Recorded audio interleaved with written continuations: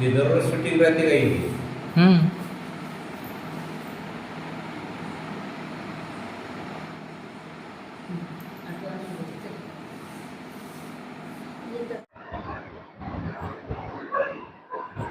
बुद्ध आणि त्यांचा धम्म या ग्रंथाचं तिसऱ्या खंडामधील दुसरा भाग आज आपल्याला बघायचा आहे, ज्यामध्ये सांगितलेलं आहे भगवान बुद्धाचा जो काही धम्म आहे तर त्या धम्माविषयी सांगितलेलं आहे. आणि जे भगवान बुद्धाचा जो काही धम्म आहे तर तो धम्म इतराच्या मताने जे काही बुद्धानं शिकवलं हे काही वेगळं आहे असं यामध्ये दिलेलं आहे. तर यामध्ये भगवान बुद्धाची शिकवणूक कोणती, त्या प्रश्नासंबंधी त्यांच्या कोणत्याही दोन अनुयायात किंवा बौद्ध धम्माच्या अभ्यासकात एकमत नाही.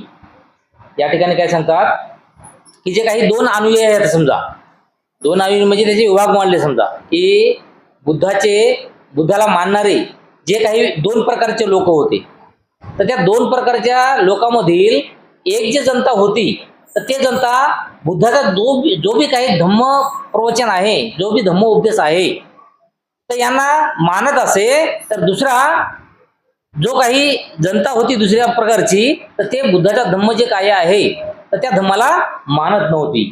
काहीच्या मते समाधी हा त्यांच्या शिकवणुकीचा मुख्य गाभा होता. आणि त्यानंतर काही जे लोक होते, काही जे जनता होती तर त्यांच्या मते समाधी म्हणजे ध्यान लावून बसणं, तर हे जे आहे या शिकवणीचा मुख्य गाभा आहे असं त्यांचं मत होतं. तर काहीच्या मते त्यात विपश्यना ही महत्वाची आहे. काही लोक काय म्हणत गेले की काही लोक म्हणत गेले की ध्यान साधना केल्याच्या नंतर ते केंद्रबिंदू आहे किंवा ती मुख्य आहे. तर काही काय म्हणत गेले की आपण विपश्यना करायला पाहिजे, तर ते विपश्यना जे करतो तर ते चांगली आहे असं ते म्हणत गेले. काहीच्या मते बौद्ध धम्म म्हणजे केवळ दीक्षितांना सांगावायचा गुप्त मंत्र आहे, तर इतरांना तो एक सर्वांना उद्देशून उघडपणे सांगितलेला धम्म वाटतो.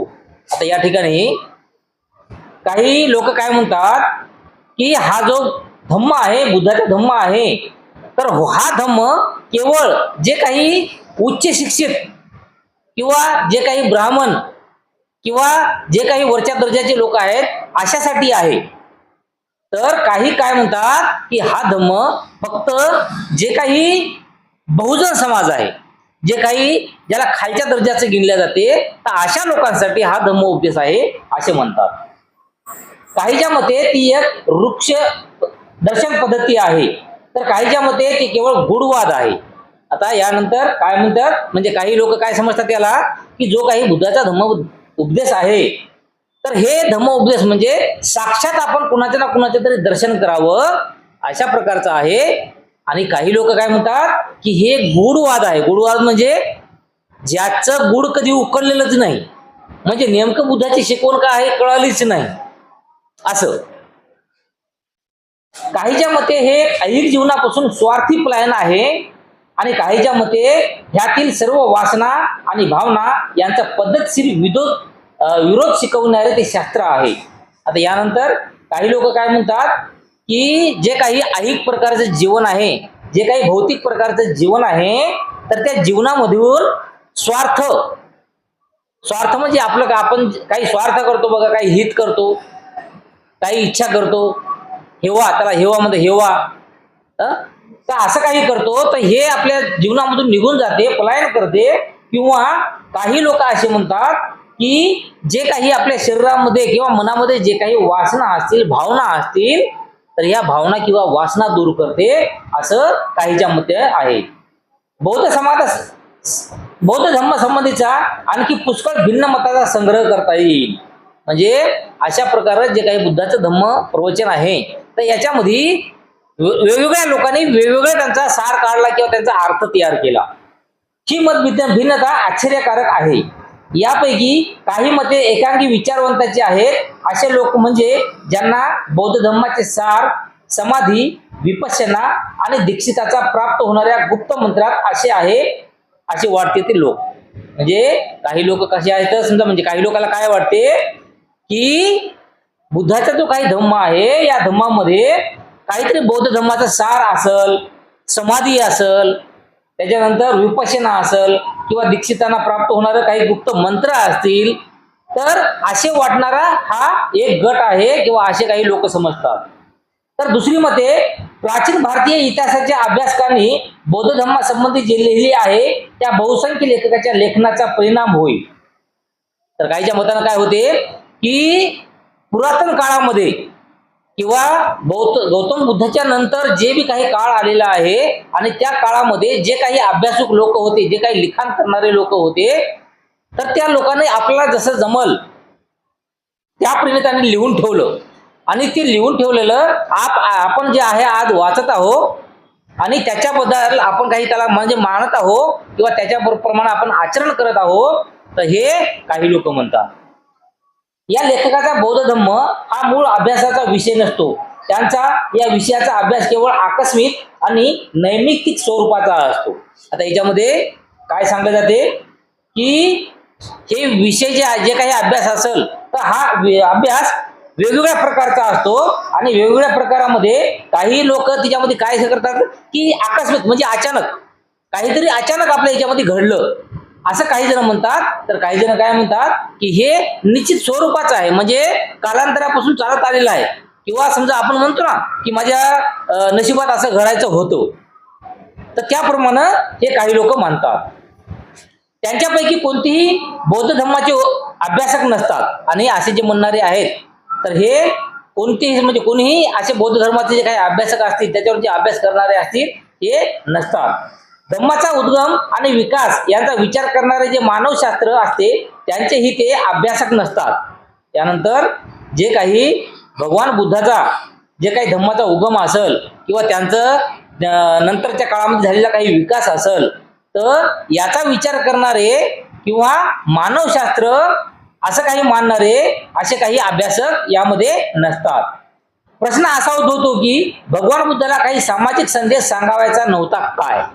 आता सर्व जे काही लोकांच्या अलग अलग तर्क वितर्क आहेत तर याच्यावरून काही लोक असा अंदाज काढतात की बाबा बुद्ध तर झाले, जसं बुद्ध सोडून इतर काही लोक जे स्वतःला ईश्वराचा पुत्र किंवा खुद ईश्वर आहे असे मानून घेतात, तर त्या लोकांनी आपलं जे काही शिक्षण असेल, आपलं जे काही ज्ञान असेल, हे ज्ञान लोकांना पोहोचवण्यासाठी तिच्यामध्ये काहीतरी अटी घातल्यात की मी जे ईश्वराचा पुत्र आहो तर मला तुम्ही ईश्वराचा पुत्र मानलंच पाहिजे. अगर तुम्ही मला ईश्वराचा पुत्र मानलं नाही किंवा मला ईश्वर मानलं नाही किंवा मी जे काही नियम तुमच्या समोर ठेवतो हे नियम तुम्ही जर मानले नाही तर तुम्हाला या जन्मातून मुक्ती मिळणार नाही किंवा तुम्ही पापी होसाल किंवा तुम्ही नरकात जासाल. आणि अशा प्रकारचं बुद्धानं कोणत्याही प्रकार जे काही नियम असतील, जे काही अटी असतील ते स्वतःच्या ठेवल्या नाहीत. त्यामुळं काही लोकांना असा प्रश्न पडतो की जे काही बुद्धाची शिकवण होती तर ही बुद्धाची जे काही शिकवण होती हे बुद्धाला नंतर दुसऱ्या कोणाला सांगायची नव्हती का, असा प्रश्न पडतो. कारण तर बुद्धाला अगर प्रत्येकाला सांगायचं असतं, नियम प्रत्येकाला पाळवण्यासाठी बंधनकारक अगर ठरवायचं असतं तर बुद्धानं सांगितलं असतं की तुम्ही मला सुद्धा देव माना, मी देव आहे आणि मी जे काही पंचशिला तुमच्या समोर ठेवली, जे काही अष्टांगिक मार्ग तुमच्या समोर ठेवलं हे तुम्ही पाळलंच पाहिजे, नाही तर तुम्हाला मोक्ष प्राप्ती होणार नाही. परंतु बुद्धानं असं केलं का? नाही केलं. बुद्धानं आपला जे बी काही अभ्यास असेल किंवा आपलं जे बी काही धम्म असेल हा धम्म पूर्ण स्वतंत्र ठेवलेला आहे की तुम्ही स्वतः ते अनुभवला पाहिजे आणि अनुभवून स्वतः तुम्हाला काय वाटते त्याप्रमाणे तुम्ही केलं पाहिजे असं या ठिकाणी सांगण्यात जाते. या प्रश्नाचे उत्तर देण्याचा आग्रह धरला असता बौद्ध धर्माचे विद्यार्थी दोन मुद्द्याचा हवाला देतात आणि ते म्हणतात, म्हणजे अशा प्रकारचा काही प्रश्न कोणाच्या समोर येत असेल तर ते दोन वेगवेगळ्या प्रकारचे समजा या ठिकाणी कारण सांगतात. भगवान बुद्धाने अहिंसा शिकविली. आता या ठिकाणी काय सांगितलं की जे काही अहिंसा आहे, मी कोणाची हिंसा करणार नाही हे बुद्धानं शिकविलं. भगवान बुद्धाने शांती शिकविली, म्हणजे आपलं जे काही मन आहे हे मन शांत ठेवलं पाहिजे. त्यांना आणखी असा प्रश्न केला की भगवान बुद्धाने त्याशिवाय दुसरा काही सामाजिक संदेश दिला काय? आणि नंतर काही लोकांना असा विचार केला की भगवान बुद्धानं काही समाजासाठी किंवा काही सामाजिक दर्जाचा काही शिक्षण असेल, ते काही संदेश असेल तर असा संदेश दिला होता काय? म्हणजे लिखित स्वरूपात कोणी ठेवलाच नाही, आपण बघितलं होतं. की ज्या राजानं काश्यपानं जे लिहून ठेवायला पाहिजे होतं त्या काळामध्ये काश्यप राजा होता, यांच्या मनात जर काही असतं किंवा बुद्धाचा जर प्रचार करायचा असता तर ते राजा असल्या कारणानं ते आदेश दिला असता त्यांनी मंत्र्याला आपल्या, किंवा काही ना काहीतरी बुद्धाच्या विषयी लिहून ठेवलं असतं, काही कुठेतरी कोरून ठेवलं असतं. जसं त्याच्यानंतरच्या जवळपास 300-400 वर्षाच्या नंतर अशोक राजानं कुठं तरी लिहून ठेवलं. ज्या ज्या ठिकाणी लेण्या तयार केल्या तर त्या कुठं ना कुठे समजा त्या लेण्यामध्ये लिहून ठेवलेलं आहे काही ना काहीतरी समजा, परंतु तेव्हाची भाषा बी आपल्याला आता समजत नाही. पण असंच जर समजा या राजानं लिहून ठेवलं असतं तर बुद्धाचं खूप सारा अभ्यास आज आपल्या समोर राहिला असतं आणि आपल्याला बुद्ध काय आहे हे भरपूर कळाले असते.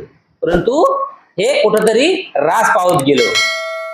आणि तेव्हा जे संदेश दिला आहे त्यामध्ये भगवान बुद्धाने न्याय शिकविला काय, भगवान बुद्धाने प्रेम शिकविले काय, भगवान बुद्धाने स्वातंत्र्य शिकविले काय, भगवान बुद्धाने समता शिकविली काय, भगवान बुद्धाने बंधुता शिकवली काय, आणि भगवान बुद्ध कार्ल मार्क्सला उत्तर देऊ शकतो काय. या ठिकाणी काही लोकांच्या मनामध्ये प्रश्न काय निर्माण झाले की बुद्धाने आपल्याला न्याय शिकवला का, किंवा मैत्री म्हणजे प्रेम भावना शिकवली काय, त्याच्यानंतर स्वातंत्र्य शिकवलं काय, किंवा समता शिकवली काय, किंवा बंधुता शिकवली काय, आणि किंवा जे काही कार्ल मार्क्स हा कोण होता, एक शास्त्रज्ञ जो आपल्या भारतामधला नाही, भारताच्या बाहेरचा आहे.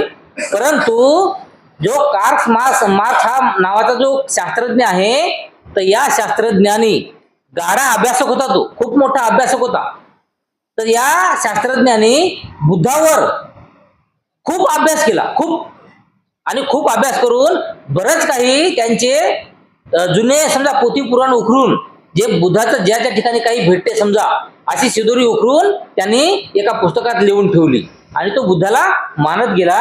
तर या ठिकाणी प्रश्न पडला होता की कार्ल मार्क्सला ते उत्तर देऊ शकतो काय, म्हणजे कार्ल मार्क्सच्या मनामध्ये सुद्धा काही प्रश्न निर्माण झाले होते की खरंच बुद्ध असा होता तसा होता हे ते म्हणून. म्हणजे खूप मोठा जसा आपल्या भारतामध्ये जसं ज्याप्रमाणे समजा बाबासाहेब घडले त्याच प्रकार होता. परंतु बाबासाहेब एवढी त्यांनी त्याग किंवा जे काही समाजाविषयी जे काही हाल अपेष्ट आहेत ते त्यांनी काही केलं नाही किंवा काही त्यांच्या वाट्याला आलं नाही.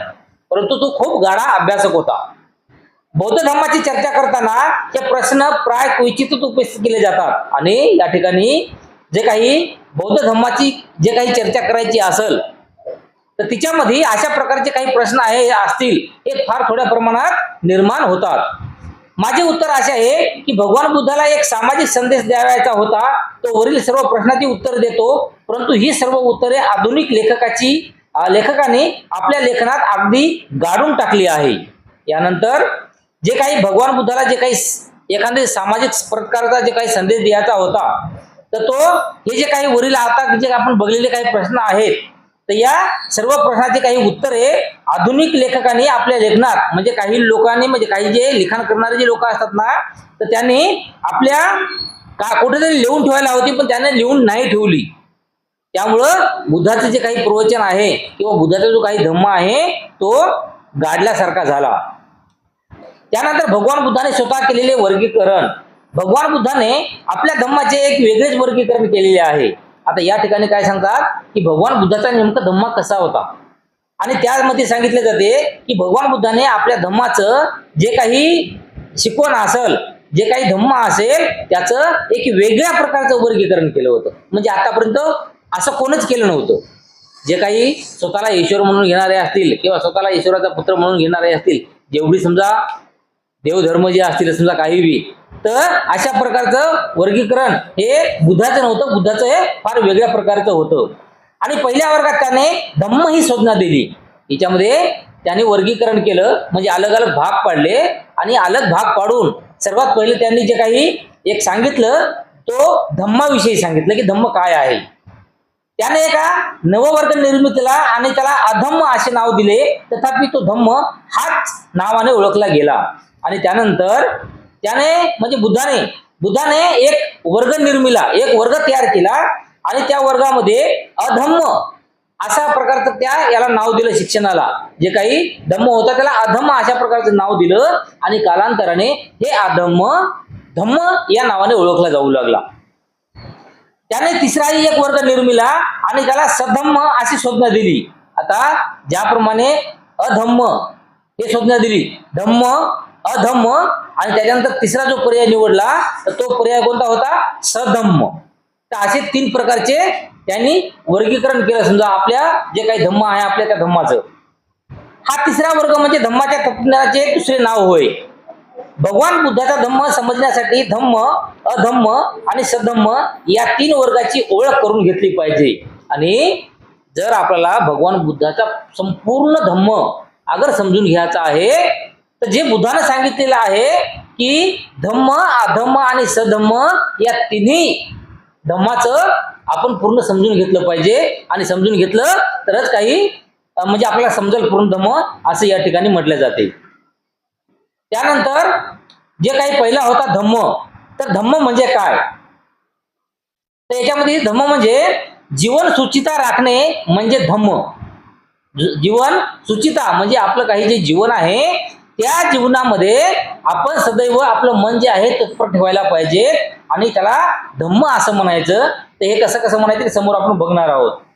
जीवन सुचितेचे 3 प्रकार आहेत. देह सुचिता म्हणजे काय? आता याच्यामध्ये जे काही जीवन सुचिता आहे तर या जीवन सुचिताचे 3 प्रकार सांगितले. आणि त्याच्यामध्ये देह सुचिता म्हणजे काय असं पहिलं सांगितलं तर माणसाने हिंसा, चोरी आणि मिथ्याचार यांच्यापासून विरत होणे याला देह सुचिता म्हणतात. देह सुचिता म्हणजे काय की माणसानं आपण कोणाची हत्या करणार नाही किंवा चोरी करणार नाही किंवा खोटं बोलणार नाही, अशा प्रकारची जे काही शिक्षण आहे या शिक्षणाला जीवन सुचितेमध्ये देह सुचिता असं म्हणतात. त्यानंतर वाक सुचिता, आणि वाक सुचिता म्हणजे असत्य भाषणापासून विरत होणे. यामध्ये दुसरा प्रकार कोणता दिलेला आहे की वाक सुचिता. वाक म्हणजे वाक्यप्रचार. आपण जे काही बोलतो तर आपण जे बोलतो ना तर आपण बोलताना आपल्या भाषणामधून असत्य किंवा आपल्या बोलण्यामधून असत्य निघलं पाहिजे. तर याला विरत होणे म्हणजे असत्य जे काही आहे म्हणजे आपल्या तोंडामधून काही जर खोटं किंवा जे काही सत्य नाही असं जर तोंडून पडत असेल यांच्यापासून विरत होणे म्हणजेच आपल्या तोंडातून कधीही सत्य बाहेर पडायला पाहिजे. अशा प्रकारची जे काही सुचिता आहे त्याला वाक सुचिता असं म्हणतात. आणि त्यानंतर मन सुचिता. मन सुचितेत भिक्षूला काम वासना झाल्यास कळते की आपल्यामध्ये वैषयिक काम वासना उत्पन्न झाली आहे आणि जर तशी उत्पन्न झाली नसेल तर तेही त्याला कळते. आणि त्याप्रमाणे आता उत्पन्न न झालेली काम वासना कशी उत्पन्न होते आणि तशी उत्पन्न झाल्यावर त्याचा त्याग कसा करता येतो आणि अशी काम वासना कोणत्या प्रकारे पुढे कधीही उत्पन्न होणार नाही हे सर्व त्याला कळते. आता याच्यामध्ये जे काही मन सुचिता आहे, मन सुचितेचा अर्थ काय सांगितला की एखादा भिक्षू जे आहे तर या भिक्षूला जो काही काम वासना आहे तर हे काम वासना झाल्याचं कळते किंवा होत नसेल याचं कळते. भविष्यात त्याला कधी होत नाही किंवा तो कधीही अशा गोष्टीला मानत नाही. तर त्याला त्याचं मन जे आहे हे मन सुचिता म्हणजे त्याचा अभ्यास झाला किंवा त्याचा गाढा अभ्यास झाला असे समजते. आणि त्यांच्या ठिकाणी द्वेष उत्पन्न झाल्यास त्याला कळते. त्याप्रमाणे द्वेषाचा उद्भव, त्यांचा त्याग आणि भविष्यात द्वेष कसा उत्पन्न होणार नाही हे सर्व त्याला कळते. आता यानंतर दुसरा काय सांगितलं की द्वेष. तर द्वेष समजा आपल्या मनामधून काहीतरी द्वेष निघत आहे तर हे द्वेष निघत आहे किंवा निघत नाही तर हे आपल्याला समजते. त्याच्यानंतर द्वेष कधी आपल्या मनातून निघणार नाही हे सुद्धा आपल्याला समजते. किंवा आपल्या जे काही कधीच आपल्या भविष्यामध्ये सुद्धा कधीच आपल्यापासून द्वेष आपल्या मनातून निर्माण होणार नाही हे ज्याला समजते तर तो द्वेष या शिक्षणामध्ये पारंगत झाला आहे असं समजते. त्याच्या ठिकाणी आळस, तंद्रा, उद्धटपणा, शंका, गोंधळ उत्पन्न झाल्यास त्याची त्याला जाणीव होते. त्याप्रमाणे त्या सर्व मानसिक दुःखस्थितीचा उद्गम कसा होतो, त्यांचा त्याग कसा करता येतो आणि तद्विरहित चित्तविरहित कशी साधायची असते यांचे ज्ञान असणे म्हणजेच मानसिक सुचिता आहे.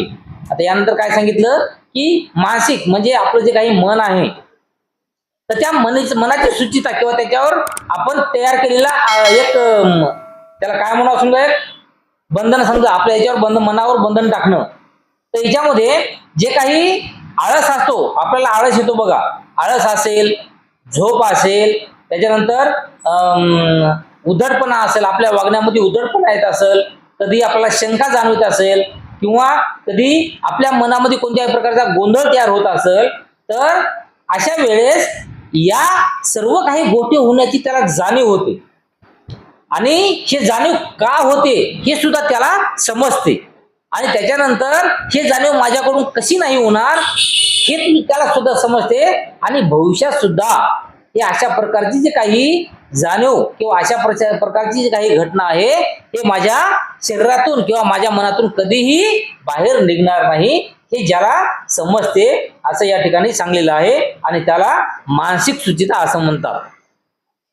जो काया वाचा मन शुद्ध पवित्र आहे, जो निष्पान स्वच्छ आणि पवित्र युक्त आहे.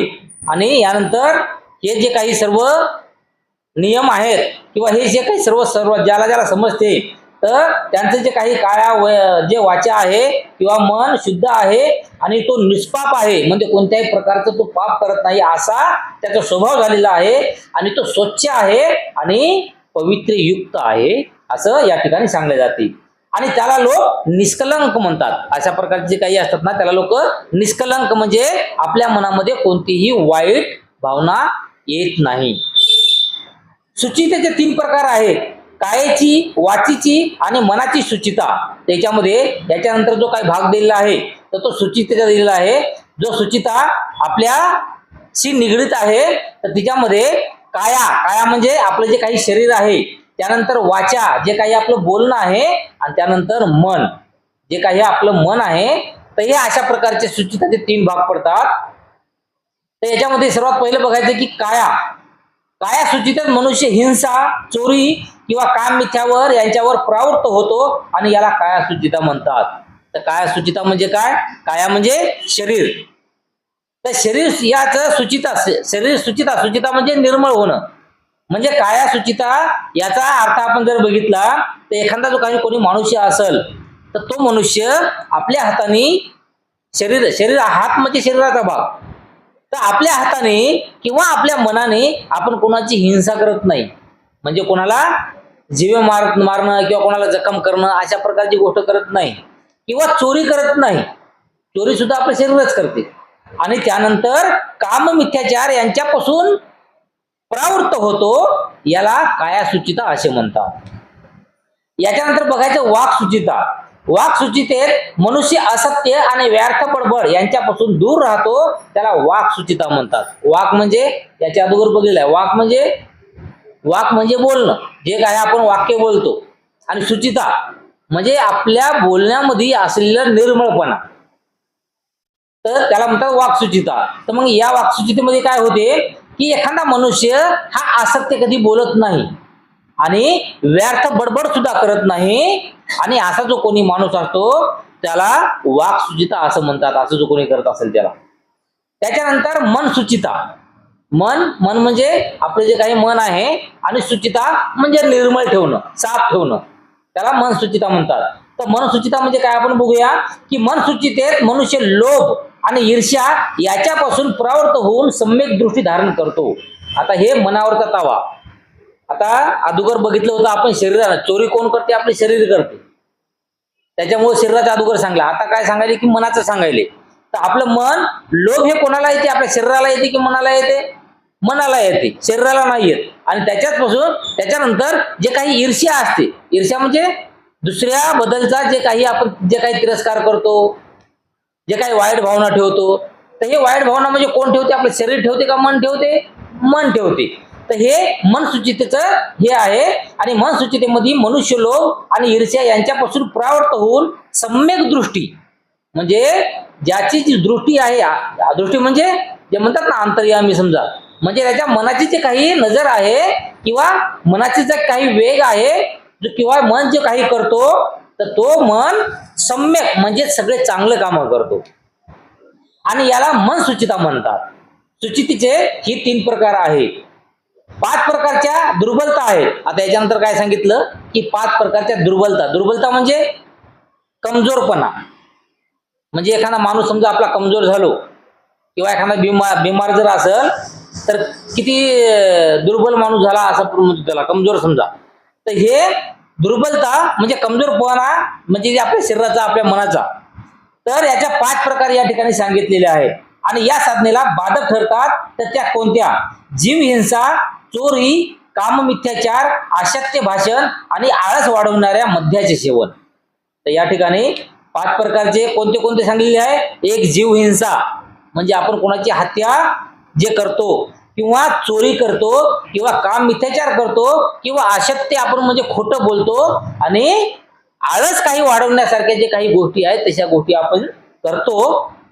आळस वाढवण्याच्या गोष्टी म्हणजे खाल्लं पिल्लं की समजा बाजूवर पडणं, किंवा असं काही ऐकायला काही समजा कोणी धर्म सांगत असेल, धर्म सांगताना कोणाकोणाला आळस येते. तर अशा प्रकारचे जे काही गोष्टी आहेत याला दुर्बलता म्हणतात. म्हणजे आपल्या शरीराचा कुठे ना कुठेतरी कमजोरी समजा म्हणायचं. जर शरीरामध्ये कमजोरी नसेल तर शरीर कुठे चोरी करायला बी धावणार नाही, कोणाची हिंसा करायला बी धावणार नाही, खोटं बोलण्यासाठी धावणार नाही किंवा कोणताही आळस सुद्धा आपल्या समोर येणार नाही. आणि ह्या 5 दुर्बलता साधनेतील अपयशाची 5 कारणे आहेत. आणि या प्रकारचं जे काही दुर्बल आहे, दुर्बलतेचं जे काही हे सांगितलेलं आहे या ठिकाणी साधना, तर या साधनेतील जे काही अपयश होण्याचं म्हणजे याच्यामध्ये आपण निपुण होण्याचे 5 कारण सांगितली आहेत. म्हणजे जे काही जीवहिंसा करणं, चोरी करणं, काम मिथ्याचार करणं, असत्य बोलणं किंवा आळस वाढवणाऱ्या गोष्टी करणं, अशा गोष्टी आपण जे करतो की नाही, तर हे कशामुळे करतो तर त्याचे कारण 5 सांगितलेले आहेत या ठिकाणी. तर ते कोणते? साधनेतील या 5 बाधा दूर केल्यावर 4 प्रकारच्या सावधानतेचा मनात उद्भव घडेल असे वागले पाहिजे. आणि या ठिकाणी हे जे काही 5 म्हणजे जे काही 5 हे अशा गोष्टी आहेत ज्यामुळं आपल्या शरीरामधून जे काही आळस, चोरी असं काही घडतो, तर याच्यासाठी हे दूर ठेवण्यासाठी ही जी गोष्ट आहे किंवा हे काही आपल्याला जे आळस वगैरे येत असेल हे दूर करण्यासाठी 4 प्रकारच्या सावधानतेचा किंवा स्मृती आणि उपस्थानाचं मनात उद्भव घडेल असं वागलं पाहिजे किंवा त्याचा अभ्यास केला पाहिजे. त्याच्यामध्ये पहिल्या सावधानतेत भिक्षू ऐहिक जीवनातील सर्वसामान्य असा लोभ आणि असंतोष यावर विजय मिळवून प्रयत्नपूर्वक जागरूकतेने आणि स्वाधीन चित्ताने कायेला ती केवळ काया असे मानून जीवन व्यतीत करतो. तर यामध्ये जे काही 5 हे सांगितले ना, 5 पैकी पहिलं काय सांगितलं की एखादा जो भिक्षू आहे तर हे भिक्षू ऐहिक सुख जे काही जीवनातील सर्वसामान्य जे काही गोष्टी असतात. आता एक ऐहिक जीव म्हणजे जसं काही ज्या गोष्टीची जीवन आवश्यक नाही आहे समजा ती गोष्ट आपल्याला, पण तरीही आपण त्याच्या मागे लागतो. जसं समजा पैसा जीवन आवश्यक नाहीये. जीवन आवश्यक आहे की आपल्याला 1 टाइम नाही तर 2 टाइम जेवण भेटलं पाहिजे. परंतु माणूस त्या जेवणाच्या मागे नाही धावत, माणूस कुठे धावतो? पैशाच्या मागे धावतो. आणि राहायला जर झालं समजा तर माणूस जंगलात एखाद्या झाडाखाली सुद्धा राहू शकतो किंवा एखादी झोपडी जे लाकडाची किंवा त्या झाडाची बनवून ते सुद्धा राहू शकतो. पण तरी माणूस जे काही हेवा करतो, हवा म्हणजे जे काही लालसा करतो की मला मोठी बिल्डिंग पाहिजे किंवा मोठं घर पाहिजे, असं पाहिजे तसं पाहिजे, तर हे जे काही आहे तर हे जाणीवपूर्वक किंवा स्वाधीन चित्तेने जे कायला केवळ काया म्हणून मानतो. याच्यामध्ये काय सांगतं की जे काही ऐहिक जीवन आहे किंवा जे काही आपलं शरीर आहे तर या शरीराला फक्त शरीर म्हणून मानतो. फक्त शरीर, शरीराच्या पलीकडे काहीच नाही. किंवा जे काही समजा ऐहिक जीवन असेल तर या ऐहिक जीवनामध्ये काही जे भौतिक गरजा असतात तर त्या भौतिक गरजेला फक्त भौतिक गरज म्हणूनच यूज करतो म्हणजे वापरतो. जास्तीचा हेवा जे काही लालसा असेल ते करत नाही, तर असं जीवन व्यतीत करतो. म्हणजे कोणत्याही प्रकारचा त्याला लालसा नाही, कोणती कामना नाही, काही नाही. त्याच्यानंतर वेदना ना, त्या केवळ वेदना आहेत असे मानून जीवन व्यतीत करतो. त्यानंतर वेदना जी आहेत तर या वेदनेला फक्त वेदना म्हणून मानायचं. आता उदाहरणासाठी तुम्हाला सांगतो, वेदना हे वेदनेमधला एक प्रकार तुम्हाला सांगतो की आपण या ठिकाणी जे काही वेळ बसतो ग्रंथ वाचन करत आणि ग्रंथ पठण करत ऐकत आपण या ठिकाणी बसतो. तर बसल्याच्या नंतर बघा, बसल्यावर आपल्या पायाला मुंग्या येतात ना. मला सांगा, मुंग्या आजच येतात का? कितीतरी वर्षापासून आपण बघत आलो. बसलं जर असं की मुंग्या येतात, बरोबर आहे. मग आता कितीतरी वर्षापासून आपण बघत आलो, जे आपल्या पायाला मुंग्या येतात, ही मुंग्या आपल्याला पहिल्यापासून माहित आहे, त्याचा अनुभव आहे आपल्याला पूर्ण की पायाला मुंग्या येतात. आणि अनुभव आहे याचा अर्थ आपल्याला हे सुद्धा माहित आहे की ती मुंग्या आपल्या पायामध्ये किती वेळ राहतात. माहित आहे ना, उठून उभं टाकलं 2 मिनिटांमध्ये मुंग्या गायब होतात, हे आपल्याला माहित आहे ना. पण हे माहित असून सुद्धा हे माहित आहे की हे थोड्यापुरतं आहे, काही काळापुरतं आहे, थोड्या सेकंदापुरतं आहे, काही क्षणापुरतं आहे. हे जे मुंग्या येतात आता उभं टाकलं की निघून जातात. पण हे माहित असून सुद्धा आपण जेव्हा बसतो की नाही, बसल्याच्या नंतर जेव्हा आपल्या पायाला मुंग्या येतात, त्यावेळेस मात्र आपलं मन जे कुठं जाते, त्या मुंग्यामध्ये जाते, इकडं नाही राहत, त्या मुंग्यामध्ये ते मन जाते. आपल्याला माहित असते अरे मुंग्या म्हणजे काहीच नाही, हे 2 मिनिटाच्या मुंग्या, आता उभं टाकलं आता पळून जातं, याचं काही आपल्याला हे करायचंय, याचं काय दुःख करायचंय आहे ना. पण करते का तसं माणूस, असं म्हणते का की हे 2 मिनिटच मुंग्या राहणार आता, 2 मिनिटात ही मुंग्या खतम होणार आता, हे मला आतापर्यंत कितीतरी आले, किती वेळेस आले आणि किती वेळेस गेल्या, परंतु हे काही लागून बसत नाही, त्याच्यामुळे याचं काय दुःख करायचंय, चल किती येतात ये, मी अजून थोडा वेळ बसतो, आणि जेव्हा उठलं की काय 2 मिनिटात ही मुंग्या निघून जातात. पण असा आपला विचार करत नाही. तर माणसानं दुःख कशाचं करायला पाहिजे की जे काही एखादी समजा दुःख काय असेल किंवा काही एखादं काही काटे टोचणं असेल, मुंग्या येणं असेल, तर याचं जे काही दुःख किंवा जे काही जखम असेल हे कालांतरापर्यंत किंवा आपण मरेपर्यंत आपल्या सोबत जर राहत असेल तर त्याचं दुःख करायचं.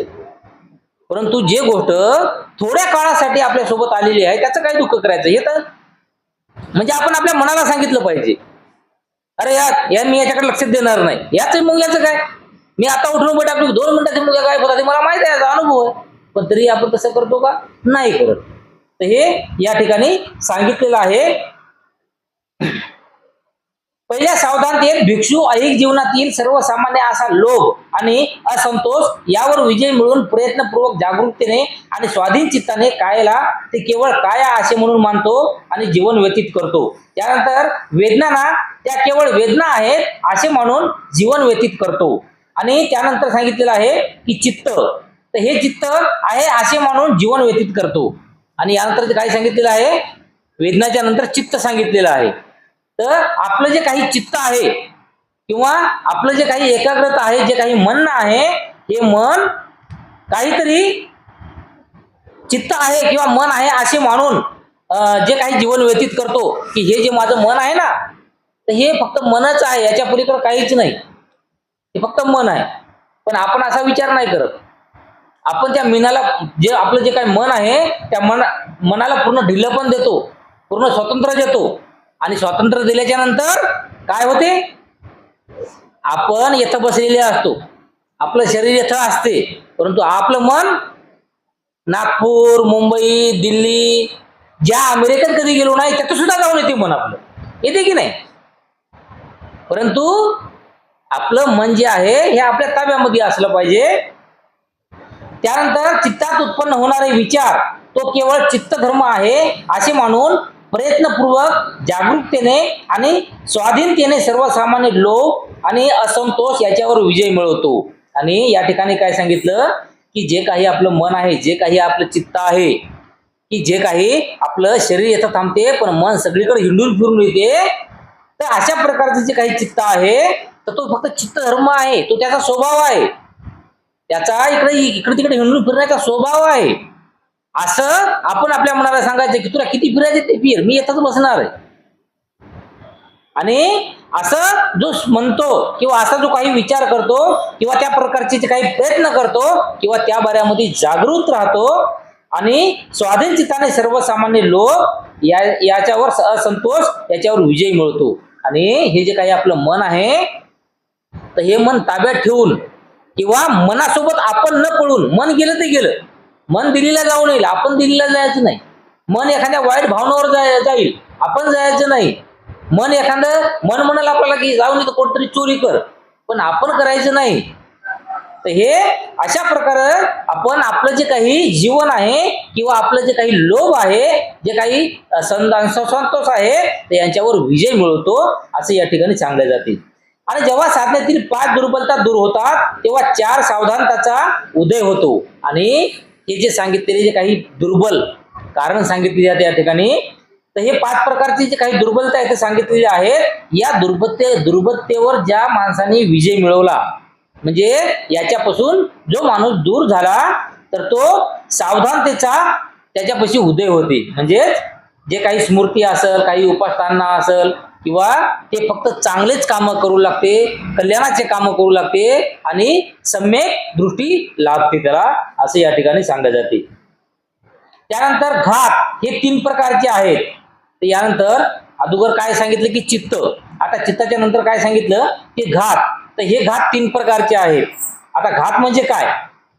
घात म्हणजे आपल्याला येणारं अपयश. म्हणजे आपण म्हणतो ना की मी एखादं कोणतं काम करू लागलो पण त्या कामामध्ये मला यश नाही आलं, किंवा मी घर चालवायलो, खूप कष्ट करायलो, असं करायलो, तसं करायलो, पण मी हाताला यशच नाही, त्याच्यामुळे पैसा हातामध्ये राहिला झाला. आपण अशा प्रकारचे जे काही म्हणतो ना, तर हे अशा प्रकारचे जे काही अपयश आहे, तर याचे 3 कारण या ठिकाणी सांगितलेलं आहे. तर त्याच्यातले 3 कारण कोणते? एक शीलघात, दुसरं चित्तघात आणि तिसरं दृष्टीघात. तर याच्यामध्ये शीलघात म्हणजे काय? तर जीव हत्या, चोरी, कामभोगासंबंधी मिथ्याचार, असत्य भाषण, निंदा, कटू भाषण आणि व्यर्थ बडबड हे सर्व शीलघातात येतात.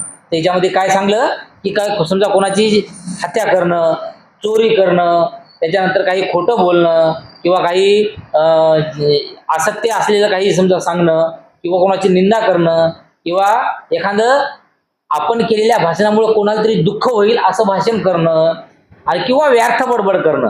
तर हे असं काही जे आहे ना, तर हे शीलघातामध्ये येतात. शील म्हणजे जे काही पंचशिलेमधला, जे पंचशिलेचा जे काही भाग आहे, तर हे जे म्हणजे समजा पंचशिला, समजा जे काही आपण म्हणतो पानाची पाता विरमणी, आधी न जाणास, हे असं जे काही आपण 5 शील म्हणतो की नाही रोज, तर हे 5 शील या ठिकाणी सांगितलेलं आहे की त्याच्यामध्ये जीवहत्या, चोरी, कामभोग किंवा मिथ्याचार, असत्य भाषण अशा प्रकारचं या ठिकाणी सांगितलेले आहे. त्याच्यानंतर चित्तघात कोणत्या प्रकारचे असतात? त्याच्यामध्ये लोभ आणि दृष्टपणा हे चित्तघात आहेत. तर चित्तघात म्हणजे काय? चित्त म्हणजे आपल्या मनावर होणारे काहीतरी दुष्परिणाम, किंवा आपल्या मन जे आहे, तर या मनावर काहीतरी होणारा आघात, तर हे कशामुळे होतो? एक तर लोभामुळे होतो, नाही तर दुष्टपणा. आपल्या मनामध्ये काही जे दुष्टपणा असते की नाही, जे मन काहीतरी दुष्ट सोचत असते, तर हे याचा जे हे होते समजा, याचं ज्याला समजते, तर तो चित्तघातामधून गेल्यासारखा आहे. त्यानंतर दृष्टीघात.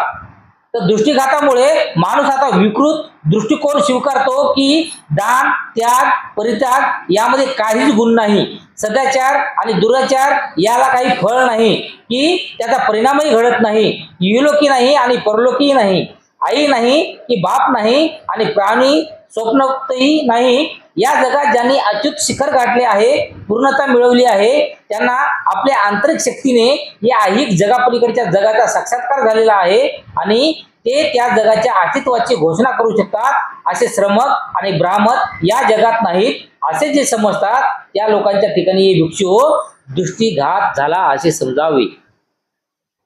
दृष्टीघात म्हणजे आपली जे काही मनाची नजर आहे, तर त्या नजरेवर होणारा जो आघात आहे, तर हे कशामुळे घडतो? की कोणी समजा दान धर्म असेल, किंवा त्याग असेल, परित्याग असेल, तर अशा गोष्टीला जो कोणी समजा एखादा मानत नाही, किंवा सदाचार करत नाही, किंवा सदाचार दुराचार याच्यामधला अर्थ त्याला माहीत नाही, किंवा त्याचा परिणामही त्याला माहीत नाही, आणि या जन्मात सुद्धा असं काही नाही, किंवा पुढच्या जन्मात काही नाही असं सुद्धा तो मानत नाही. आणि त्याप्रमाणे या जगामध्ये कोणीतरी समजा ईश्वर किंवा बुद्ध, किंवा मला घडवणारे समजा माझी आई, वडील, किंवा कोणीतरी जे काही श्रमक असतील, जे काही ब्राह्मक असतील, तर या गोष्टीबद्दल काहीही त्याला अवगत नाही. याचा अर्थ त्याचा दृष्टीघात झाला असे समजले जाते. तेव्हा भिक्खूंनो, शीलघात, चित्तघात आणि दृष्टीघात या 3 घातामुळे प्राण्याला मरणानंतर दुर्गती प्राप्त होते. असे 3 घात आहेत. आणि हे जी गोष्ट ज्याला समजणार नाही, आता जे सांगितले ना आपण की दान काय आहे, त्याग काय आहे, आई काय आहे, वडील काय आहे, बुद्ध काय आहे, ईश्वर काय आहे, आणि त्याच्यानंतर ब्राह्मण काय आहे किंवा श्रमक काय आहेत, तर ही गोष्ट ज्याला समजत नाही तर त्या व्यक्तीला मरणानंतर दुर्गती प्राप्त होते, असे हे घात आहेत. विकुनो लाभ 3 प्रकारचे असतात. आता यानंतर बौद्धानं काय सांगितलं की जे काही लाभ असतात तर ते लाभ हे सुद्धा 3 प्रकारचे असतात. तर ते कोणते? शील लाभ, चित्त लाभ आणि दृष्टी लाभ. जसं याच्या अगोदर काय सांगितलं होतं की घात बघितली होती. याच्या अगोदर घात म्हणजे त्याच्यावर येणारी आपत्ती किंवा त्यानं मुळे होणारं नुकसान हे बघितलं होतं. आता त्याच गोष्टीचा आपल्याला लाभ बघायचा की याच्यामुळं शील लाभ किंवा चित्त लाभ किंवा दृष्टी लाभ म्हणजे लाभ आपला काय होते. तर याच्यामध्ये सर्वात पहिलं शील लाभ. तर याच्यामध्ये हिंसा, चोरी, मिथ्याचार, असत्य भाषण, निंदा, कटू भाषण, व्यर्थ बडबड यांच्यापासून प्रवृत्त होणे म्हणजे शील लाभ होय. आता याच्या अगोदर काय सांगितलं होतं? शीलघात कशामुळे होते की जो व्यक्ती व्यर्थ बडबड करत असेल, असत्य बोलत असेल, तर अशा काही गोष्टी करत असेल त्यामुळे त्याचा शील घात होते. आणि शील लाभ कशामुळे होते की तो कधी हिंसा करणार नाही, कधी चोरी करणार नाही, कधी खोटे बोलणार नाही किंवा कधी असत्य असं भाषण करणार नाही किंवा कधी कोणाची निंदा करणार नाही किंवा कोणाबद्दल कधी कटू शब्द आपल्या मनातून बाहेर काढणार नाही किंवा कोणी व्यर्थ बडबड करणार नाही. असं जो काही व्यक्ती आहे किंवा अशा प्रकारचं जो आचरण करणारा कोणी असेल त्याला शील लाभ झाला असे समजावे. त्यानंतर चित्त लाभ. याच्या अगोदर काय बघितलं होतं आपण? चित्तघात बघितलं होतं. आता चित्त लाभ. तर चित्तघात कशामुळे होत होता की लोभ किंवा दृष्टीपणा म्हणजे आपल्याला काही असलेली हवस किंवा जे काही हे दुष्टपणा म्हणजे आपल्या मनामध्ये असलेला काही कपटीपणा समजा जे काही असेल तर याच्यामुळं हानी होत गेली. आता आपण लाभ त्याच्यामध्ये लाभ कसा होतो तर हे आपण बघणार आहोत. तर लोभ आणि दुष्टपणा यांच्यापासून दूर राहणे म्हणजे चित्त लाभ आहे. म्हणजे मला काहीतरी फुकटचं मिळायला पाहिजे, मला काहीतरी रोडवर भेटायला पाहिजे किंवा मला काहीतरी एखादं कुठेतरी खताना समजा एखादं काय म्हणतात सोन्याचं भांड भेटायला पाहिजे किंवा फुकट मला काहीतरी मिळायला पाहिजे, अशा प्रकारचा कोणी लोभ करतो किंवा जे काही दुष्ट भावना ठेवते अशा प्रकारे त्याला म्हणजे असं दुष्ट भावना ठेवण्यासारखं जे आहे हे त्याच्या मनामधून पूर्ण निकामी होते, निघून जाते. त्याला अशा कोणत्या प्रकारचा लाभ राहत नाही किंवा दृष्टी सुद्धा अशी राहत नाही, तर त्याला चित्त लाभ होतो असं म्हणतात. त्यानंतर दृष्टी लाभ. दान, त्याग, परित्याग यामध्ये काही पुण्य आहे. सदाचार आणि दुराचार यांची फळे आणि परिणाम भोगावे लागतात.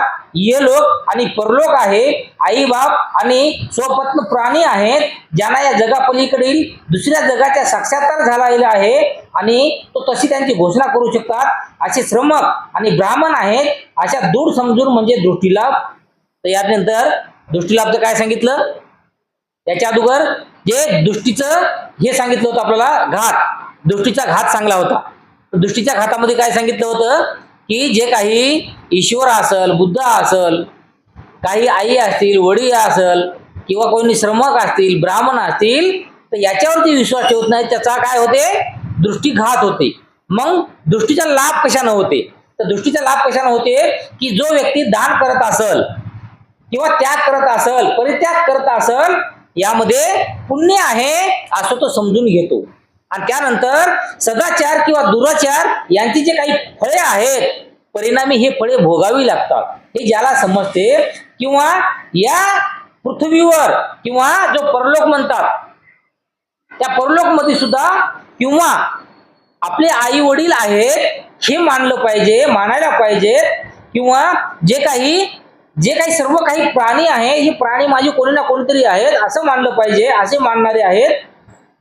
किंवा या जगापलीकडे दुसरा काहीतरी साक्षात्कार असे सांगणारे जे काही श्रमक असतील, ब्राह्मण असतील, तर त्यांना सुद्धा जे मानतात तर जे मानतात की नाही त्यांना दृष्टी लाभ होते असं या ठिकाणी सांगले जाते. या 3 लाभामुळेच प्राण्याला शरीर नाशानंतर दैवदान स्वर्गीय सुगती लाभते भिकुनो, असे हे 3 लाभ आहेत. आणि अशा प्रकारचे हे सर्व गोष्टी जो व्यक्ती त्याला परतपार करतो किंवा तो मानतो, तर अशा व्यक्तीला या सर्व लाभाचं जे काही फळ असेल तर ते फळ मिळते किंवा त्याचं जीवन कल्याणकारी ठरते, असं या ठिकाणी बुद्ध सांगतात. याच्यानंतर जीवनात पूर्णता साधणे म्हणजे धम्म होय.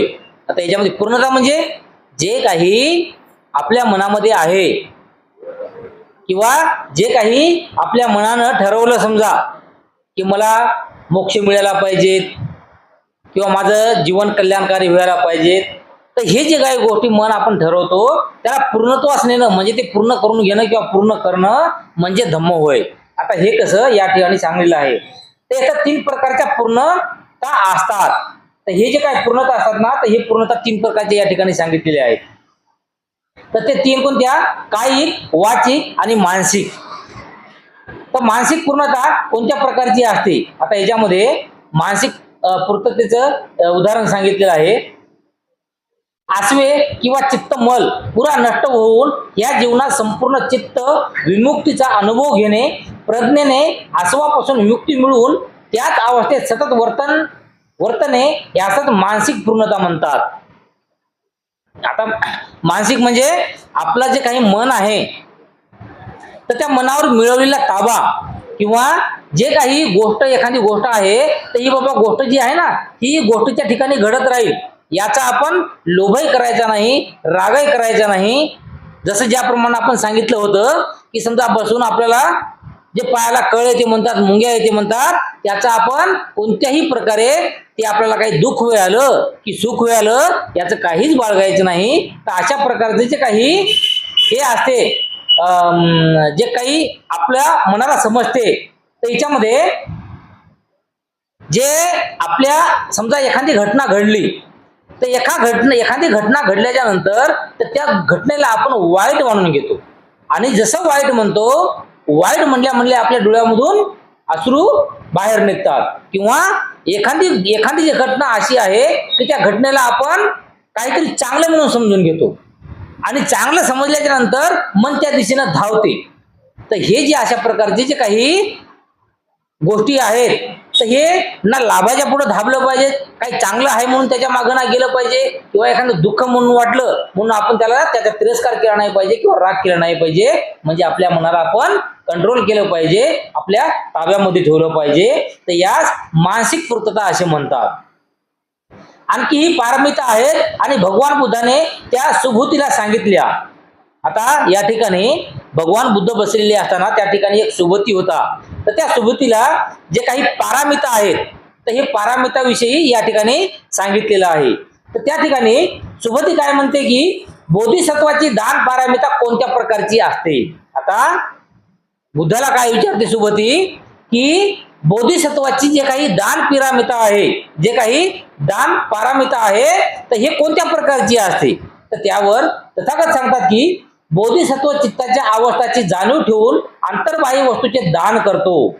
आता या ठिकाणी काय सांगलेलं आहे की कोणी बोधिसत्वाच्या चित्ताची काही अवस्था असते, तर त्या अवस्थेची जाणीव ठेवून, म्हणजे मला बोधिसत्व बनायचं, मला परिवर्ज्या घ्यायची, मला काहीतरी करायचं किंवा या जगामधून मोक्ष मिळवायचा आहे असं ज्याला वाटते, तर या गोष्टीची जाणीव ठेवून अंतर्बाह्य वस्तूची, अंतर्बाह्य म्हणजे ज्या गोष्टीची आपल्याला गरज नसते, म्हणजे आपल्या शरीरावरच्या बाजूच्या गोष्टी किंवा शरीरावरच्या वरच्या गोष्टी, शरीराच्या आजच्या गोष्टी म्हणजे कोणत्या, फक्त आपल्याला 2 टाइमचं किंवा 1 टाइमचं जेवण लागते आणि तेवढंच आपल्या कामाचं आहे.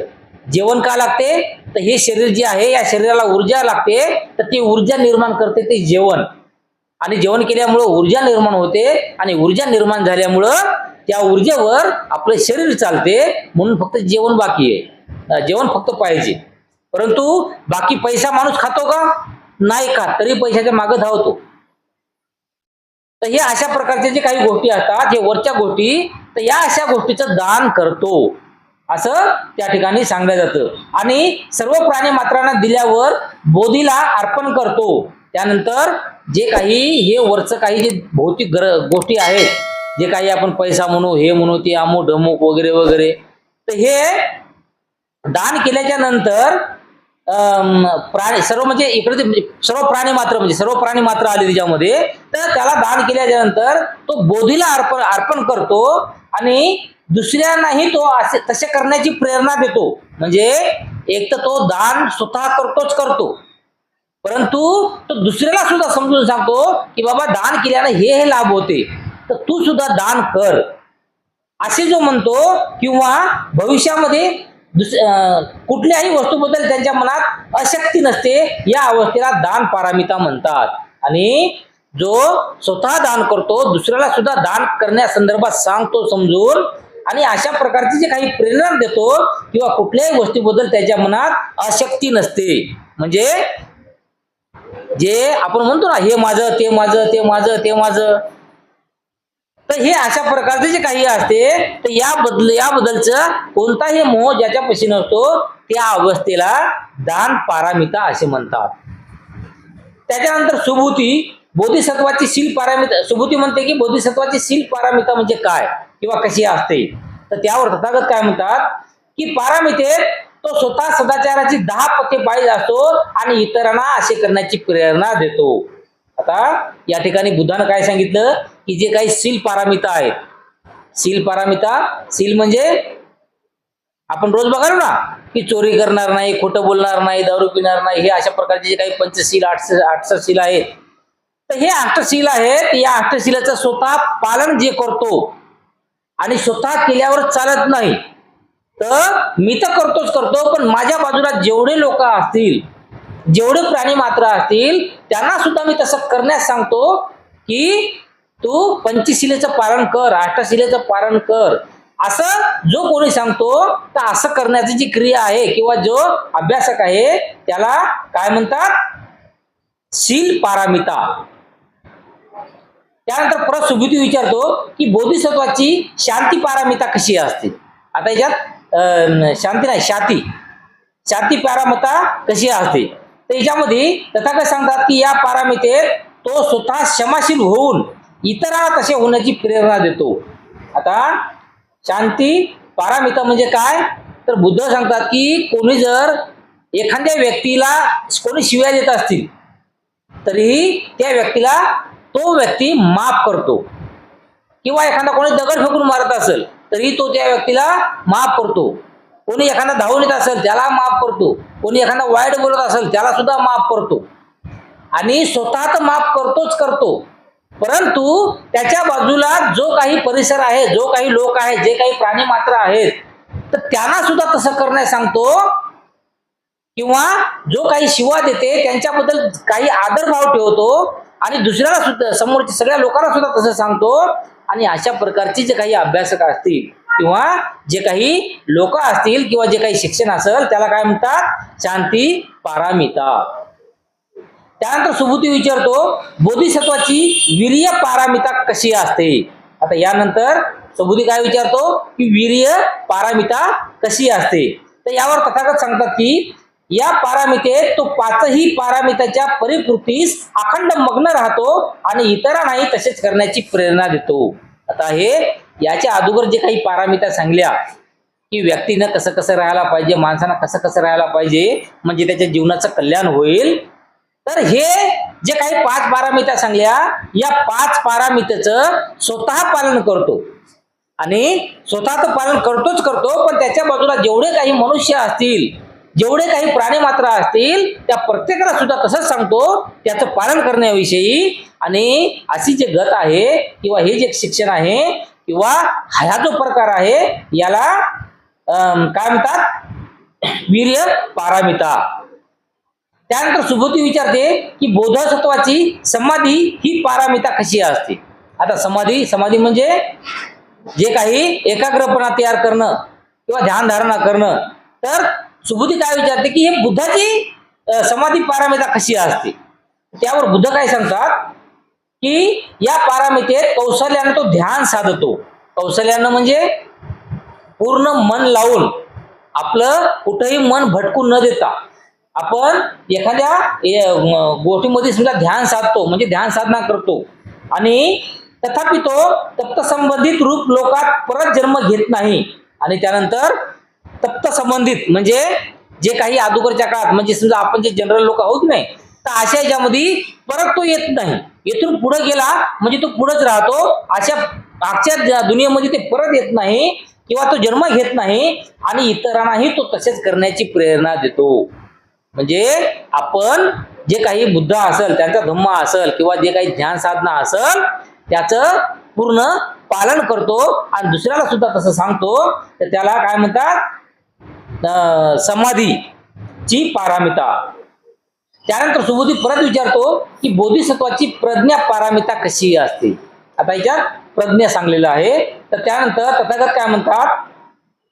या पारमितेत तो कोणत्याही एका धर्मात मग्न न राहता सर्व धर्माच्या अभिजात स्वरूपाचे चिंतन करीत असतो आणि तसे करण्यास इतरांना प्रेरणा देतो. म्हणजे त्याच्यामध्ये बुद्ध काय सांगतात की ही जी पारमिता आहे, तर या पारमितेमध्ये एखाद्या धर्मामध्ये किंवा भौतिक असल किंवा अभौतिक असल, अशा प्रकारच्या ज्या काही गरजा असतील किंवा तसे जे काही धर्म असतील, अशा धर्मामध्ये मग्न न राहता तो इतर सर्वांचा जे काही अभ्यास करतो किंवा अभिजात स्वरूपाचे काही चिंतन करतो आणि तसे करण्यास दुसऱ्यांना सुद्धा प्रेरित करतो. म्हणजे आपण तर करतो, परंतु आपल्या बाजूला असलेली जे काही व्यक्ती असतील किंवा जे काही प्राणी मात्र असतील, या सर्वांना जो करण्यास समजून सांगतो, तर त्याला काय म्हणायचं आहे? प्रज्ञा पारमिता. आणि अशा पारमिता अंगी बनविणे याला धम्म असे म्हणतात. आणि अशा प्रकारचं या ठिकाणी आपण पारमिता याचं आज माहिती बघितलेली आहे. त्याच्यामध्ये पूर्णता आणि पारमिता याबद्दल आपण माहिती घेतलेली आहे. बाकीचं उद्याच्या भागामध्ये आपण घेऊया.